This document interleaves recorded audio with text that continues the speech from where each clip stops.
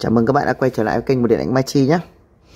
Thì cũng lâu rồi mình không quay video clip. Thì hôm nay có thời gian mình lại tiếp tục quay video clip để chia sẻ cho anh em các cái ban bệnh mà mình thường sửa chữa trực tiếp các cái máy của khách hàng cũng như là của anh em thợ gửi tới. Thì cái máy này cũng là của anh em thợ gửi nhờ sửa thôi chứ cũng không phải là khách hàng của mình. Thì hôm nay cái máy này mình nghe anh em thợ bảo là nó không chạy, không giật, không vắt, không báo lỗi. Thế thì mình thử thì mình cũng không thấy nó giật ra. Đây mình thử cho các bạn xem này. Ví dụ mình thử vắt này.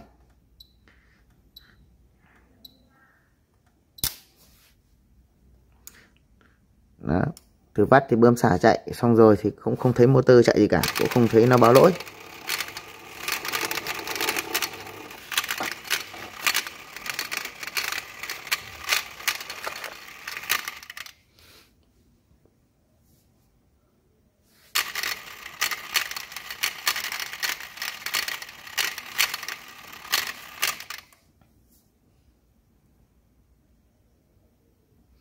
Đó, thử giật thử vắt thì xả chạy xong thì không thấy motor chạy gì cả, mà mình chỉ nghe tiếng cái rơ le trên cái bo nguồn này nó cứ đóng tành tạch.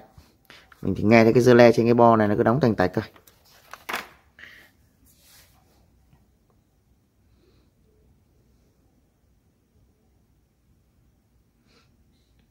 Có thể là nếu mà mình trong trường hợp máy nó không chạy được ấy, chúng ta để thật là lâu thì nó cũng sẽ báo lỗi. Tuy nhiên là mình thử thì nhiều khi mình sốt ruột, mình không có thời gian để chờ cho nó báo lỗi được. Còn tất nhiên là khi nó hoạt động thực tế thì có lẽ là để lâu thì nó cũng sẽ báo lỗi.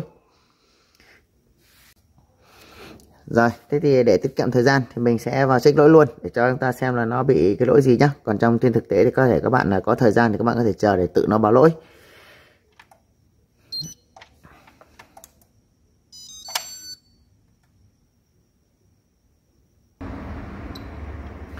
Đó, các bạn thấy là nó hiện luôn cái lỗi đang nhớ, trong này là 5E5.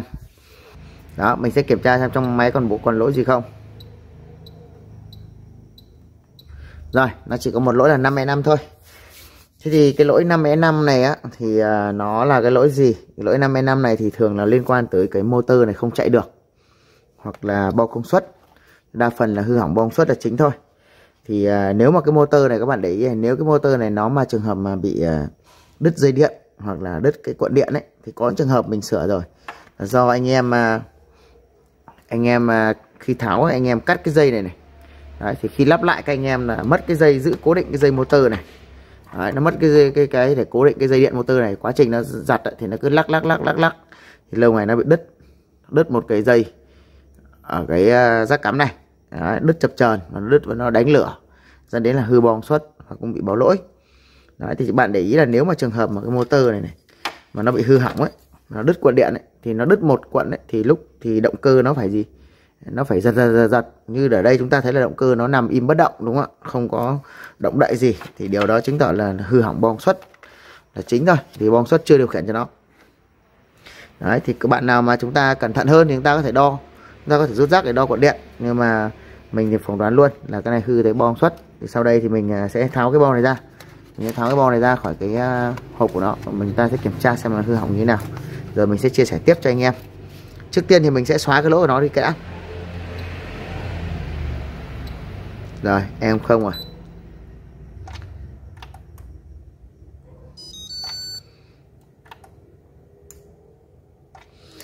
Rồi, ok.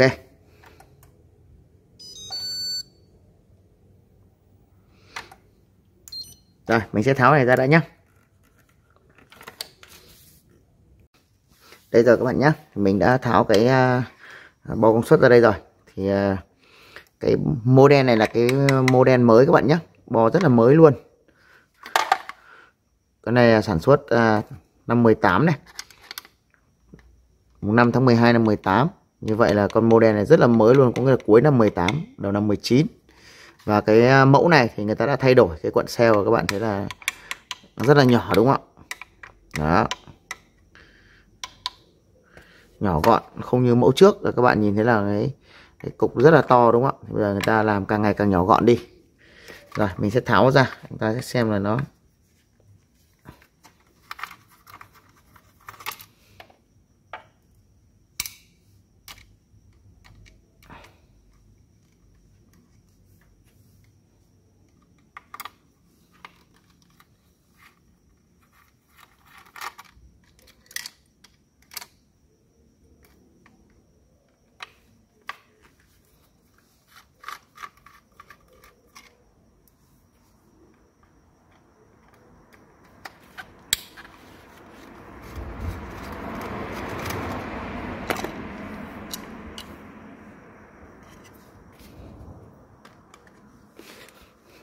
Rồi, các bạn thấy là rất là đẹp đúng không ạ? Model cuối năm 18, coi như là đầu năm 19. Cực kỳ là đẹp mà không có dấu hiệu dán riếc gì luôn. Đó.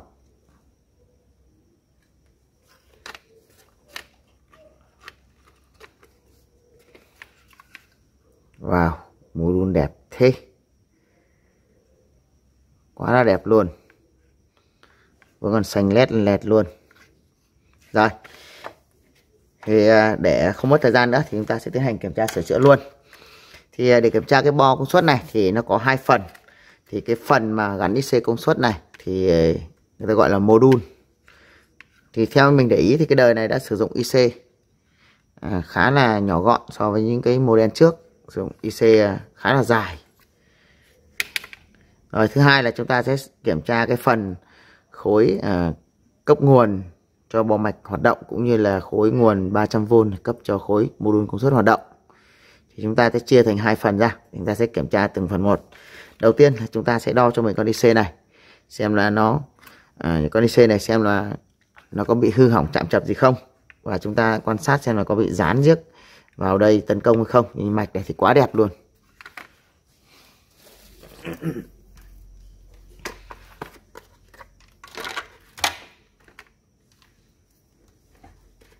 Có lẽ mình phải để cái mo này xây ra để chúng ta chỗ làm cho nó rộng. Thôi nó hơi chặt tí, chúng ta thông cảm vậy. Rồi mình sẽ đo nhanh xem IC công suất có chạm trập gì không. Thì các bạn đã biết rồi, IC công suất ấy thì chúng ta chỉ cần quan tâm để đo IC công suất, chúng ta quan tâm cho mình là hai cái chân cấp nguồn 300V là chân mát và chân dương 300V này. Đó. Hai, chúng ta quan tâm cho mình 3 chân UVV kép. Thì cái rắc cắm này có 4 chân. Thì chân đầu tiên ở cái chỗ này nó là cái chân tiếp điện cắm ra mỏ vỏ motor thôi. 3 chân này là UVV kép, chúng ta nhìn vào IC chạy thẳng ở đấy thì nó là UVV kép luôn rồi đúng không ạ? Đó. Rồi chúng ta sẽ đo cho mình xem là nó có chạm trập không.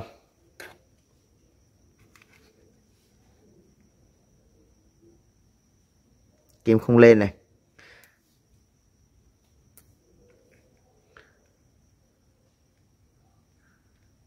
Rồi 3 chân không lên.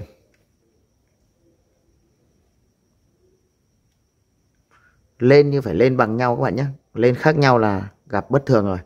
Còn chúng ta thấy nó đo nó lên cùng một giá trị, cả 3 chân UVV kép đều lên bằng nhau là ok. Một chiều lên, một chiều không lên và lên bằng nhau là ok nhé. Rồi chúng ta chuyển qua đo chân với chân còn lại này. Cái vấn đề đo IC này thì mình chia sẻ rất là nhiều rồi, mình không tiện nói lại nữa. Anh em nào chưa biết thì chúng ta phải tự tìm hiểu thêm.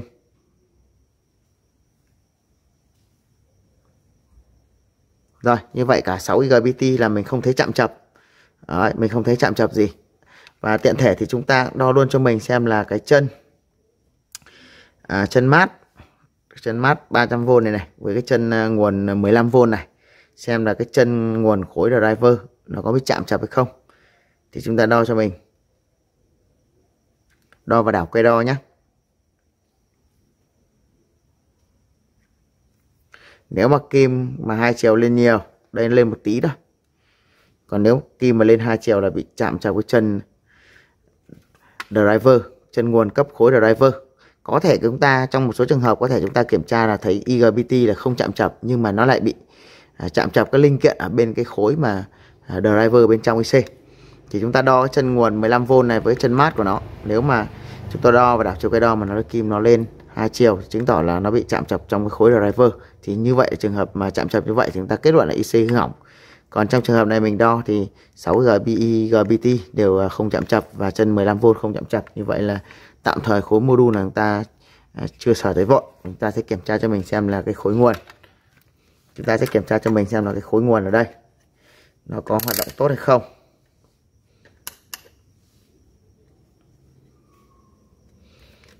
Đó, để kiểm tra khối nguồn này thì chúng ta sẽ cấp điện là đơn lẻ, chúng ta sẽ cấp riêng vào cái chân này, chân điện 220 này, chúng ta lấy một cái rắc nguồn khác chúng ta cấp vào đây luôn, và chúng ta sẽ đo cho mình xem là nguồn 300V và nguồn 15V đã tốt hay chưa.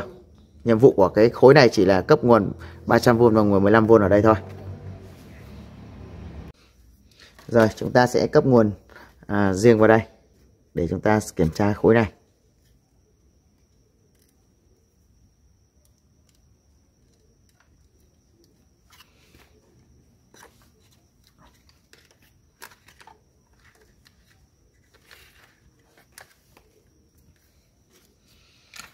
Rồi mình sẽ cấp điện cho nó.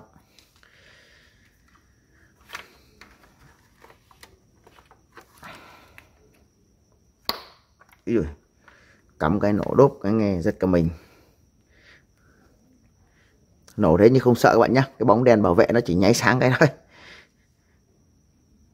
Một số bạn thắc mắc là tại sao mình không cắm cái bóng bảo vệ, nhưng thực ra là hệ thống điện trong cái khu vực sửa chữa thì mình đều lắp qua cái bóng bảo vệ chống quá tải cũng như là biến áp cách ly. Cho nên chúng ta có sờ vào cái điện 220 đây 1 giây thì cũng không bao giờ giật được, vì là mình đã sử dụng nguồn cách ly cũng như là có bóng bảo vệ chống chập rồi.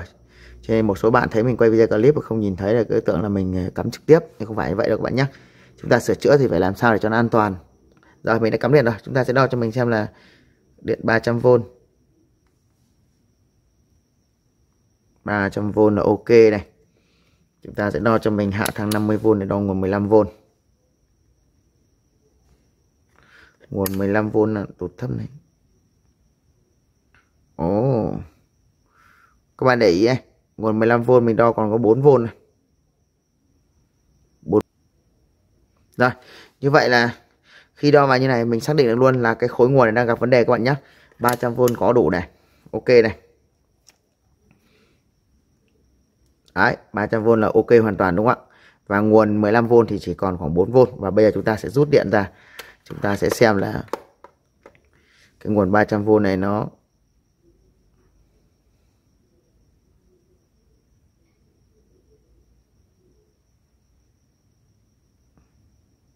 nguồn 300V vẫn đang tụt.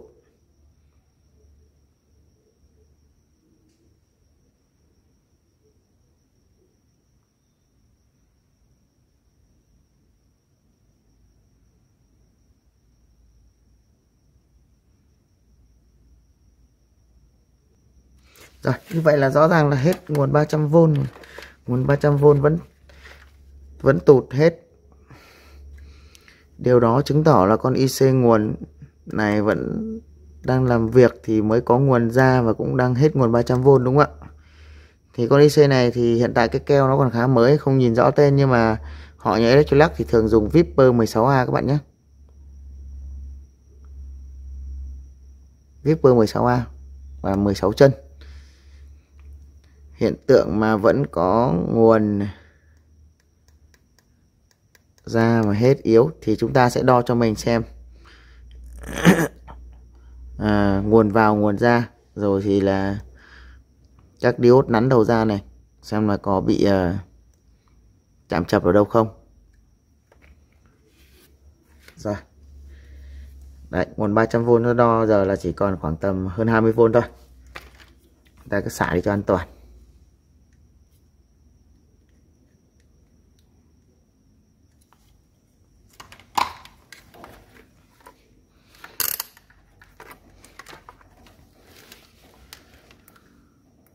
Rồi chúng ta sẽ kiểm tra cho mình xem là chỗ tụ lọc nguồn đầu ra này. Các bạn kiểm tra cho mình con tụ lọc nguồn đầu ra này xem nó có chạm chập không, để chúng ta biết được là đầu ra nó có chạm chập không. Bằng cách là chúng ta đo con tụ này, chính là chúng ta đo cái chân mát với chân 15V đây luôn các bạn nhé. Lên này. Một chiều lên, một chiều không lên. Như vậy là diode tốt, tụ tốt đúng không ạ?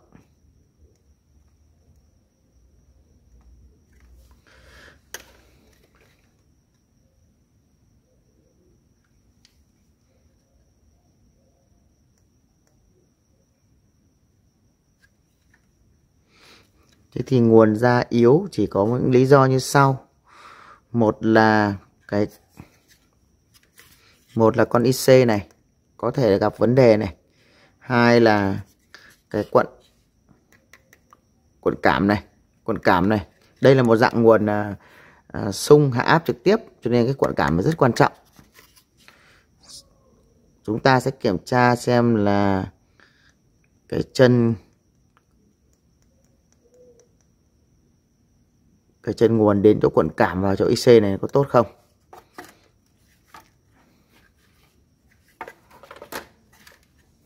Để đo điện chúng ta phải cắm điện vào để đo.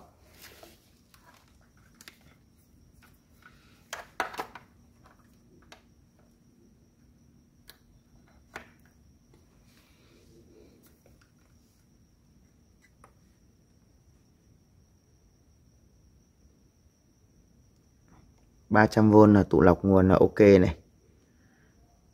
Chúng ta đo ngay chỗ quận cảm này xem là ok không.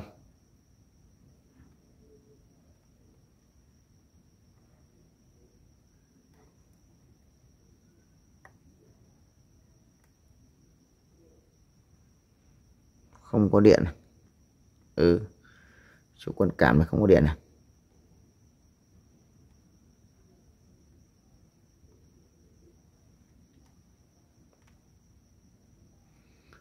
Chân IC không có điện. Chân IC này không có điện này.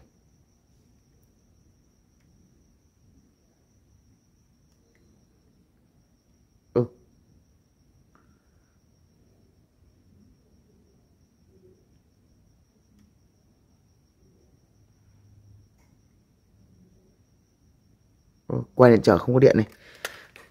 Đây các bạn ý nhá, mình vừa đo mình thấy có dấu hiệu tóe liền ở trên chỗ con điện trở này này. Mình tắt đèn flash các bạn xem này. Đây nhá, mình tắt đèn flash rồi mình quay cho các bạn xem nhá. Đây, mình quay vào cái chỗ tối tối này. Đấy các bạn thấy ở chỗ điện trở nó lé lé này. Đấy ở góc này. Đấy, các bạn thấy nó lé lé chưa ạ?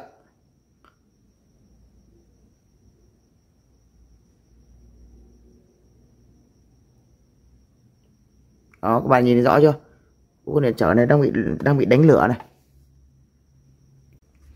Ôi, con điện trở này đang bị đánh lửa các bạn này. Đây, mình vừa tắt đèn flash các bạn nhìn thấy nó đánh lửa, nó nháy nháy như kiểu đom đóm á, thỉnh thoảng nó nháy thỉnh thoảng nó lại lé lé. Ơi, xa 100 à, 100 ohm à, 10 ohm à. 100 10 ohm. Con điện trở này thôi phải rút điện cái đã. Rồi, chúng ta sẽ rút điện đi và chúng ta sẽ xả điện đi cho an toàn. Rồi chúng ta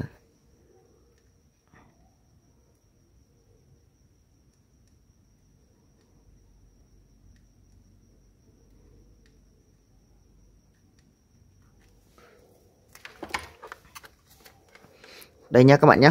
Thì mình vừa thấy con điện trở này nó lóe sáng này, mình đo đây là thấy nó có 300V, đo đây không có, chứng tỏ là con điện trở đang bị cháy. Nhưng mà nhìn vẫn rất đẹp luôn.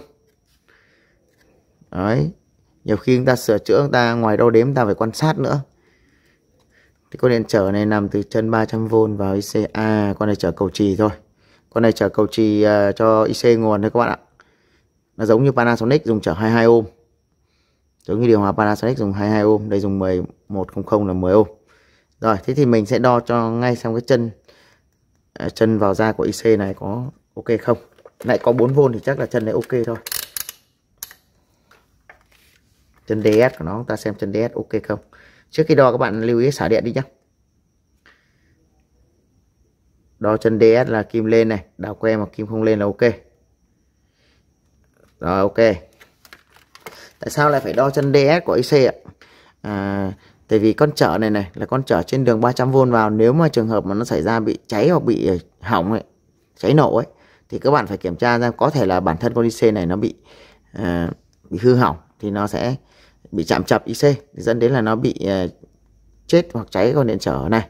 Thì đối với những cái đời cũ ấy, thì các bạn thấy nó hay dùng con điện trở 47 ohm, 47 ohm 2W đúng không ạ? 47 ohm 3W. Đấy thì nó hay dùng con điện trở 47 ohm, thì đây mà linh kiện dán thì nó dùng con 100 tức là 10 ohm.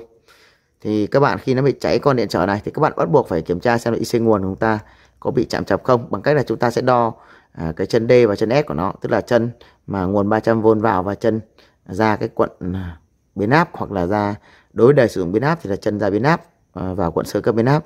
Còn nếu cái này nó dùng cái quận cảm thì chúng ta sẽ đo cái chân ra quận cảm luôn. Đó. Cái chân DS thì chắc là các bạn đã biết sửa cái này rồi, thì các bạn cũng không cần giới thiệu nhiều, thì các bạn cũng đã biết là chân nào chân DS rồi. Rồi, như vậy là mình đo một chiều lên một chiều không lên là IC không hư hỏng. Như vậy là con trở này làm sao đẹp này mà hỏng được.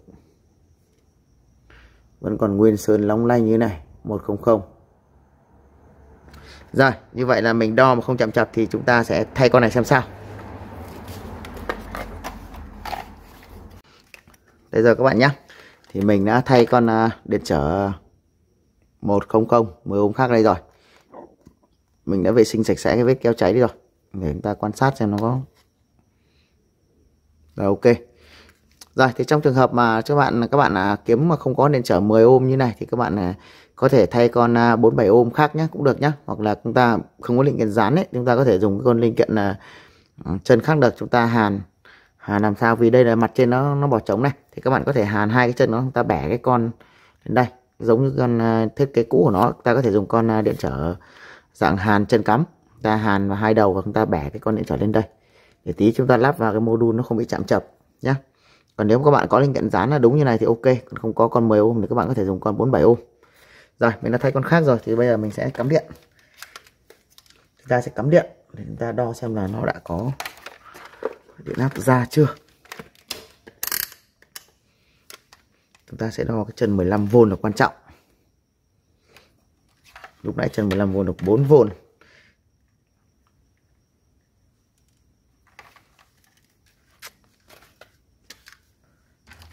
Đây.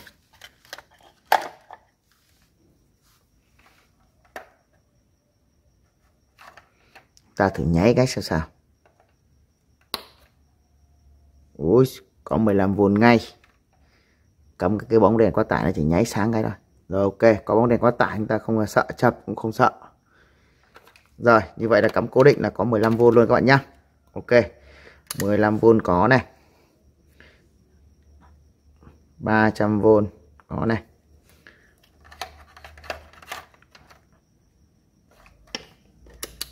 $15V ok. Rồi các bạn thấy là 15V là phải ok đúng không ạ? Nãy chúng ta đo được có 4V thôi đúng không? Rồi. Mình sẽ xả điện đi để chúng ta sẽ lắp thử vào cái mạch cái module của nó. Rồi ok. Chúng ta sẽ lắp vào mạch module để chúng ta thử xem là nó có chạy được luôn không. Đây mạch module nó đây.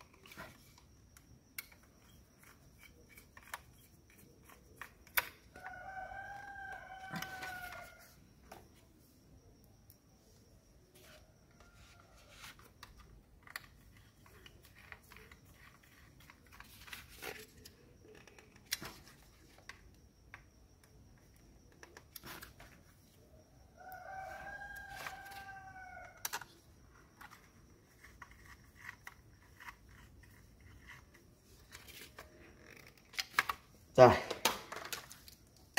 Rồi mình sẽ lắp tạm như này và chúng ta sẽ thử luôn.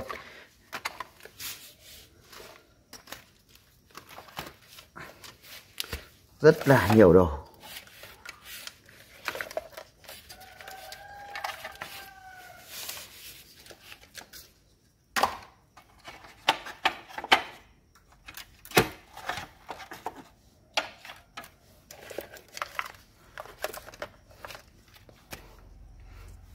Rồi thì mình sẽ cắm luôn trực tiếp ở bên ngoài như này. Chúng ta sẽ thử luôn xem nó chạy được không đã. Chạy được thì chúng ta sẽ lắp sau.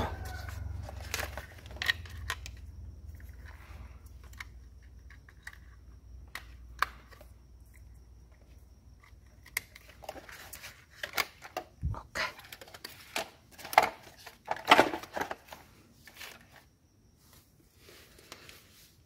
Rồi kiểm tra xem một lần cuối có chạm chập gì đâu không. Mình sẽ cắm điện vào.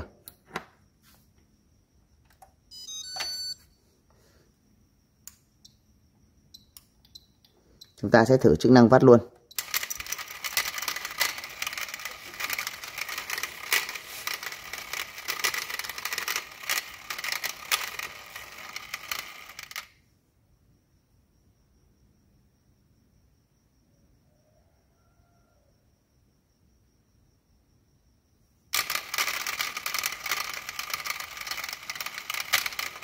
Rồi chạy motor chạy luôn, quá là đơn giản, Không ngờ đơn giản đến vậy.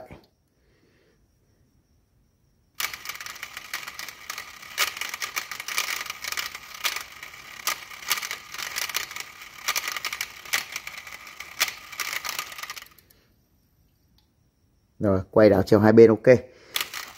Đôi khi có những cái bệnh mà chúng ta nghĩ rằng nó phức tạp thì nó lại quá đơn giản. Có những bệnh chúng ta nghĩ là quá đơn giản thì nó lại trở thành quá phức tạp. Đúng là đường đời muôn màu, không thể đoán trước được điều gì.